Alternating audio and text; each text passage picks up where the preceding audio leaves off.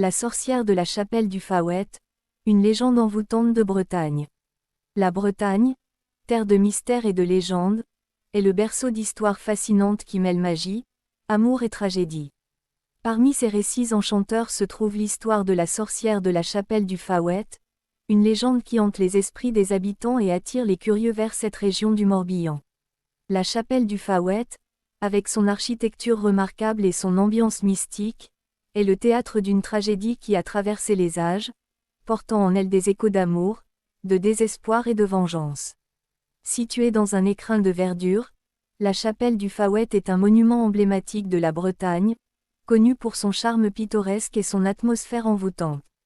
Érigée au XVe siècle, cette chapelle dédiée à la Vierge Marie est entourée de légendes. Ces pierres anciennes ont été témoins d'innombrables prières, de rites et de rituels, mais elle est également le décor d'une tragédie qui a marqué la région. La légende de la sorcière du Fawet débute avec Morgane, une jeune femme connue pour sa beauté éclatante et son esprit indépendant. Morgane vivait dans le village de Fawet et était respectée pour ses connaissances en herboristerie et en médecine naturelle. Beaucoup venaient la consulter pour guérir leurs maladies et apaiser leurs douleurs. Sa réputation attirait l'attention des nobles et des puissants, mais aussi celle des jaloux. Un jour, Morgane tomba amoureuse de Gildas, un jeune homme du village, connu pour son courage et sa bravoure. Leur amour était intense et sincère, mais la joie de Morgane fut de courte durée. Gildas, en quête de gloire, décida de partir en guerre, promettant à Morgane de revenir pour l'épouser. Les promesses de Gildas résonnaient dans le cœur de Morgane, mais elle savait que l'ombre de la guerre menaçait leur bonheur. Des mois passèrent, et la douleur de l'absence de Gildas se fit sentir. Morgane, dans sa solitude, se consacra à la médecine et à l'aide aux malheureux, tout en gardant l'espoir du retour de son bien-aimé. Cependant, le destin en décida autrement. Gildas rentra un jour, mais il était accompagné d'une autre femme, Isolde, une noble d'un royaume voisin. Isolde était belle et riche, et elle captivait immédiatement l'attention des villageois. Morgane, dévastée par la trahison de Gildas, se sentit trahie et abandonnée. En proie à une immense colère, elle commença à s'enfermer dans la solitude, se plongeant dans l'étude des plantes et des potions, cherchant à maîtriser des arts occultes pour apaiser sa souffrance.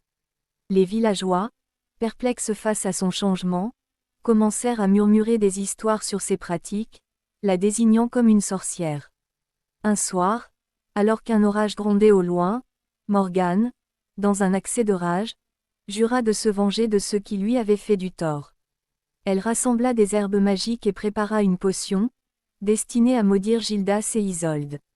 Cette potion, mêlée de larmes et de désespoir, contenait une magie noire capable de plonger ses cibles dans un profond sommeil, les condamnant à vivre un amour éternel mais sans vie. Lorsqu'elle but la potion, Morgane sentit une énergie sombre l'envahir. Elle se rendit à la chapelle, où elle prononça une incantation dans l'espoir que sa malédiction prenne effet.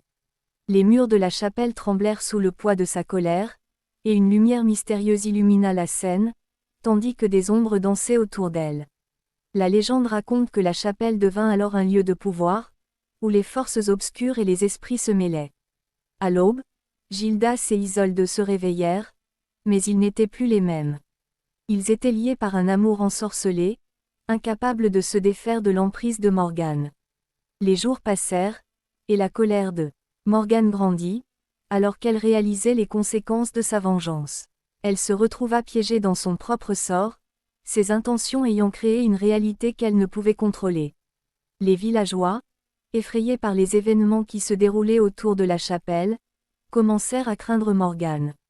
Ils la tenaient responsable des malheurs qui s'abattaient sur eux. Des rumeurs circulaient sur la sorcière, et bientôt, un groupe de villageois décida de la traquer pour mettre fin à son emprise sur le village. Un soir, armés de torches et de fourches, les villageois se dirigèrent vers la chapelle, déterminés à mettre un terme à cette légende. Morgane, consciente de leur venue, se prépara à défendre son sanctuaire. Elle invoqua les forces de la nature pour protéger la chapelle et ses secrets. Les éléments se déchaînèrent, et un orage s'abattit sur la région. Les éclairs zébraient le ciel, et le vent hurlait comme un cri désespéré.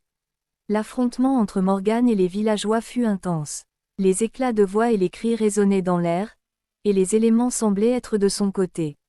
Morgane, dans un dernier acte de désespoir, utilisa son pouvoir pour créer un vortex de magie, emportant avec elle les villageois dans une tourmente.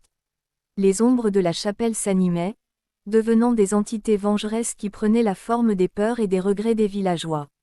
Finalement, la chapelle du Fawet, marquée par la tragédie, devint un symbole de la lutte entre le bien et le mal. Les villageois, traumatisés par cette expérience, jurèrent de ne plus jamais s'en prendre à Morgane.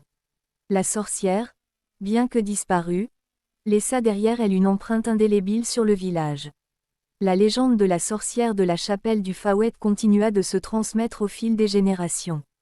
Les enfants entendaient des histoires sur la belle Morgane, la sorcière au cœur brisé, et sur la malédiction qui avait frappé le village. On disait que les nuits d'orage, des larmes de Morgane pouvaient être entendues, mélancoliques et désespérées, flottant dans l'air comme un murmure. Aujourd'hui, la chapelle du Fawet est toujours un lieu de mémoire, un espace où le mystère et la magie persistent. Les visiteurs viennent pour explorer les ruines, ressentir l'énergie qui s'y dégage et peut-être même apercevoir l'esprit de Morgane. Les croyants affirment qu'en laissant des offrandes à la chapelle, ils peuvent apaiser son âme tourmentée et demander la protection de la sorcière. Les habitants de la région continuent de célébrer les traditions bretonnes, honorant l'héritage de Morgane. Des festivals et des cérémonies sont organisés pour célébrer la magie et le mystère de la Bretagne. La légende de la sorcière de la chapelle du Fawet vit à travers les chants, les danses et les récits, incarnant l'esprit indomptable des Bretons. La légende de la sorcière de la chapelle du Fawet est bien plus qu'un simple conte de sorcellerie, elle évoque la passion, la trahison et le pouvoir de la magie qui imprègne la culture bretonne. Elle rappelle que derrière chaque pierre, chaque chapelle, se cache une histoire, un souffle de vie, une mélodie de sentiments humains. Morgane, la belle sorcière, demeure une figure emblématique de la Bretagne, un symbole d'amour perdu et de mystères inexplorés. Ainsi, la chapelle continue de résonner des échos d'une légende intemporelle, attirant les âmes curieuses en quête de découverte et d'expérience, offrant un regard sur le passé et une promesse de mystère à venir.